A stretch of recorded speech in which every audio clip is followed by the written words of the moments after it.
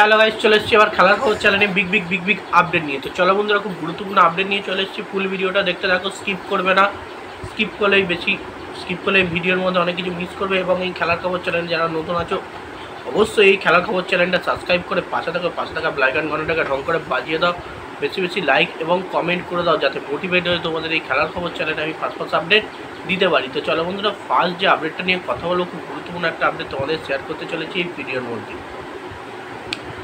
First আপডেটটাই হচ্ছে MBSG মানে Mumbai city FC player Mehtab সিংকে নিয়ে। তো এমবিএসজি তোমরা নিশ্চয়ই জানো মেহতাব সিংকে টার্গেট করেছিল। তো ব্যাপারটা যেটা বলা হচ্ছে, মেহতাব সিংয়ের সঙ্গে এমবিএসজি শিবিরের ডিল ক্যান্সেল হয়ে গেল।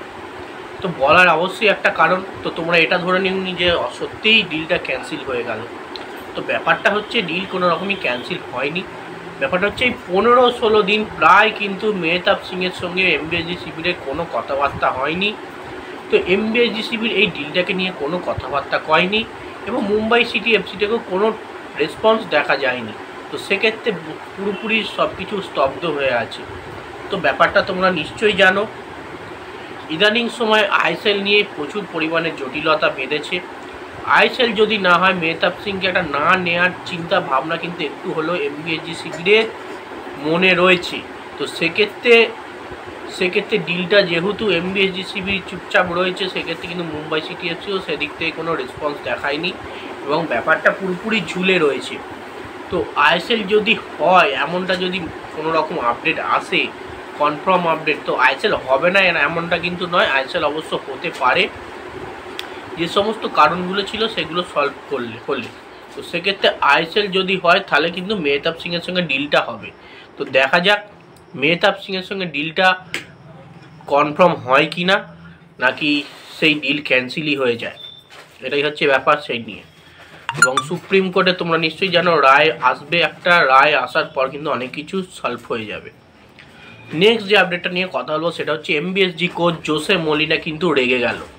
জোসে মলিনা কেন রেগে গেল? তো তোমরা নিশ্চয়ই জানো, এখন ক্যালকাটা ফুটবল লিগ চলছে।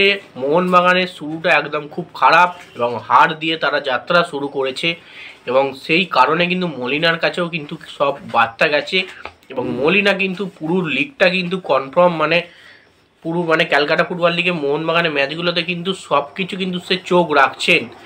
ডেগি কার্ডোসোর ওপর কিছুটা রেগে গেছেন, তার কোচিং খুব একটা ভালো নয় এবং সে কিন্তু বলেছে এই টিমটা কিন্তু পুরোপুরি ভরসাযোগ্য টিম নয়, চ্যাম্পিয়ন হওয়ার মতো।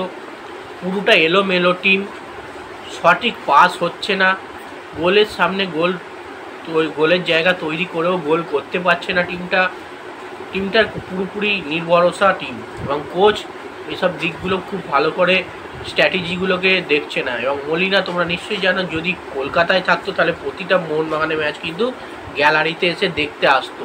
তো সেই কারণে কিন্তু সেখান থেকে নিজের দেশ থেকে কিন্তু চোখ রাখছেন মোহনবাগান জুনিয়র টিমের এই ক্যালকাটা ফুটবল লিগের খেলা। এই কারণেই কিন্তু তিনি রেগে গেছেন। তো যাই হোক, নেক্সট এবার আপডেটটা নিয়ে যেটা নিয়ে কথা বলবো, চূড়ান্ত হতে চলেছে কিন্তু ইভান ভুকোমানোভিচের সঙ্গে যে ডিলটা ভারতীয় দলের ন্যাশনাল কোচের। তো ন্যাশনাল টিমের কোচ হতে কিন্তু চূড়ান্ত হতে চলেছে ইভান ভুকোমানোভিচ। তোমরা নিশ্চয়ই জানো, খালিদ জামিলকে এবং হাওয়াসের সঙ্গে একটা লড়াই চলছিল কোচ হওয়ার জন্যে ভারতীয় দলের। তো খালিদ জামিল এগিয়েছিল, কিন্তু হঠাৎই সব কিছু ক্যান্সেল হয়ে ইভান ভুকোমানোভিচের দিকে বেগে গেছে এই ডিলটা। তো সেক্ষেত্রে খবর সূত্রে, ট্রান্সফার মার্কেট সূত্রে জানা গেছে ইভান ভুকোমানোভিচ কিন্তু ভারতীয় দলের কোচ হচ্ছে এবং সেটা কিন্তু অ্যাডভান্স স্টেজে কথাবার্তা চলছে বা চূড়ান্ত পর্যায়ের দিকে চলে গেছে। তো দেখা যাক, এখনও ডিলটা ডান হয়নি, কতদিন লাগে ডিলটা ডান হতে। ভারতীয় দলের এখন পুরোপুরি উইদাউট কোচ পুরো টিমটা রয়েছে। তো সেক্ষেত্রে তাড়াতাড়ি কোচিং যুক্ত করতে হবে। তো সেক্ষেত্রে ইভান ভুকোমানোভিচ কি সেই কোচ হয় কি না, সেটাই হচ্ছে দেখার। তো যাই হোক, নেক্সট এবং লাস্ট আপডেট যেটা নিয়ে কথা বলবো, ডিল পুরো ঝুলে রইল ভালপুইয়ারও। Mumbai city FC player Valpuia East Bengal FC শিবিরে তোমরা নিশ্চয়ই জানো চূড়ান্ত হয়ে গেছে, অ্যাডভান্স স্টেজে কথাবার্তা চলছে এবং এই ডিলটাও কিন্তু এখনও জটিলতায় পড়ে রইল, এখনও কোনো রকমই কনফার্ম আপডেট হয়নি। তো বেসিক্যালি যে সমস্ত টার্গেটগুলো করে চূড়ান্ত করে রেখেছিল, সব ডিলগুলোই কিন্তু ঝুলে রইল এই সুপ্রিম কোর্টের রায়ের ওপর। কারণ আইএসএল নিয়ে কিন্তু একটা সুপ্রিম কোর্টের রায় আসছে, একটা শুনানি চলছে কারণ আইএসএল হবে কি হবে না তার জন্য তো সব কিছু সলভ করতে তো হবেই, কারণ আইএসএল হচ্ছে কি হচ্ছে না আগে থেকে টিমগুলোকে জানাতে হবে, কারণ তারা সেইভাবে কিন্তু তাও তারা প্লেয়ার সাইনিং করাচ্ছে, তাও তারা দল গুছিয়ে নিচ্ছে। তো সেক্ষেত্রে আগে থেকে তারা জানলে কিন্তু তারা দল গঠন করতে সুবিধে পাবে।